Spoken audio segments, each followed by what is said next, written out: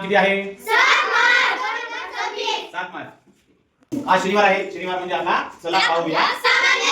चला तर आज आपण काय करणार आहोत? काही आपल्या राज्यातील भारतातील शहरांची, तालुक्यांची, जिल्ह्यांची नावं बदललेली आहेत ती जाणून घेऊया. आणि आपल्या भारताला आजूबाजूला भारताच्या महासागर आहेत आणि त्या महासागरांची लांबी आपण जाणून घेऊया की आता महाराष्ट्राला किती लांबी आहे, महासागराची लांबी, गुजरातला किती आहे. चला तर मग पाहूया. हा, तर तुझ्यासाठी प्रश्न आहे, वेल्हे तालुका आता कोणत्या नावाने ओळखला जातो? राजगड. तर आता नुकताच सांगली जिल्ह्यामध्ये एक प्रसिद्ध तालुका आहे इस्लामपूर. आता त्याचं नाव मात्र बदललेलं आहे. काय नाव झालं बेटा? ईश्वरपूर. ईश्वरपूर.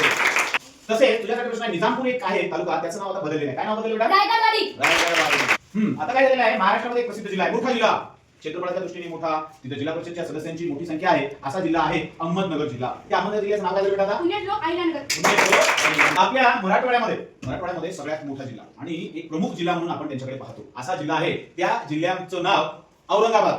औरंगाबाद म्हणून प्रसिद्ध होतं, औरंगजेबच्या नावाने ठेवलेलं त्या काळापासून. पण नुकताच या सरकारने निर्णय घेतला आणि त्याचं नाव बदललं. काय नाव बदललं बेटा? छत्रपती संभाजीनगर. तसेच मराठवाड्यातला अजून जिल्हा आहे उस्मानाबाद. उस्मानाबाद म्हणजे काय? उस्मान शाही मिल, उस्मानाबाद. आपल्याकडे जेव्हा 17 सप्टेंबर ला आपला मराठवाडा हा मुक्त झाला, मग त्याच्यावर याच्यापूर्वी आपल्याकडे निजामाचं राज्य होतं. म्हणजे भारत स्वतंत्र झाला 15 ऑगस्ट 1947 ला. पण आपण स्वतंत्र कधी झालं माहिती? 17 सप्टेंबर 1948. हा, हे आपल्याला माहित पाहिजे कारण आपण मराठवाड्यात राहतो. मराठवाड्यातला जिल्हा आहे उस्मानाबाद. उस्मानाबाद जिल्ह्याचं नाव काय झालं बेटा? धाराशिव. तुझ्यासाठी प्रश्न आहे, उत्तर प्रदेशमध्ये अलाहाबाद नावाचं एक शहर आहे. आता त्याचं नाव काय झालं बेटा? प्रयागराज. आता देशाची राजधानी तुम्हाला माहिती दिल्ली आहे. आता दिल्लीमध्ये कोणतेही प्रमुख पाहुणे आले विदेशातले असतील किंवा आपले 26 जानेवारी 15 ऑगस्ट त्यावेळेस एक परेड चालते, वेगवेगळ्या सैन्याचं संचलन चालते. हे संचलन चालते त्याला पूर्वी काय म्हणत होते? राजपथ. काय म्हणत होते? राजपथ. तिथे इंडिया गेट पण आहे राजपथला, मी स्वतः गेलो होतो. मग त्या राजपथचं नाव आता काय बदललंय का? कर्तव्यपथ. वा, तुला सुद्धा उत्तर प्रदेश मधल्या फैजाबाद जिल्ह्याबद्दल सांग. फैजाबाद नावाचा एक जिल्हा आहे, त्या जिल्ह्याचं नाव मात्र आता काय ठेवलेलं आहे? अयोध्या.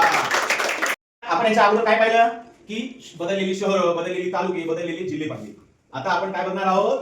आपल्या भारतातील विविध राज्य आणि त्या राज्यांना लाभलेला विविध समुद्र किनाऱ्यांच्या लांबी बघणार आहोत. किती किलोमीटर लांबीचा किनारा लाभलेला आहे? तर भारतातलं पहिलं राज्य तुला विचारतो, गुजरातला किती किलोमीटर लांबीचा समुद्र किनारा लाभलेला आहे? 1600 किलोमीटर लांबीचा समुद्र किनारा लाभलेला आहे. वा.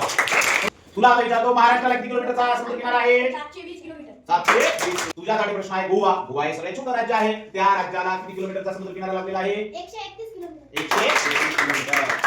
तर महाराष्ट्रातील शेजारचा राज्य आहे कर्नाटक. या कर्नाटक राज्याला किती किलोमीटरचा समुद्र किनारा लाभला आहे? 320 किलोमीटर. आता राज्य विचारतो, केरळ. केरळ या राज्याला किती किलोमीटर लांबीचा समुद्र किनारा लाभला आहे? 590. प्रश्न आहे, पश्चिम बंगाल. पश्चिम बंगालला किती किलोमीटरचा समुद्र किनारा लाभलेला आहे? 158 किलोमीटर. हा, तर तुझ्यासाठी प्रश्न आहे, ओडिसा. ओडिसा या राज्याला किती किलोमीटर लांबीचा समुद्र किनारा लाभलेला आहे? 480 किलोमीटर. हा, तर आपल्या शेजारचंच राज्य आहे आंध्र प्रदेश.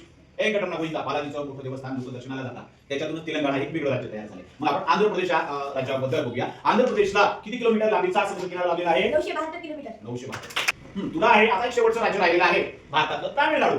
तामिळनाडू या राज्याला किती किलोमीटर लांबीचा समुद्र किनारा लाभला आहे? 1076 किलोमीटर. 1000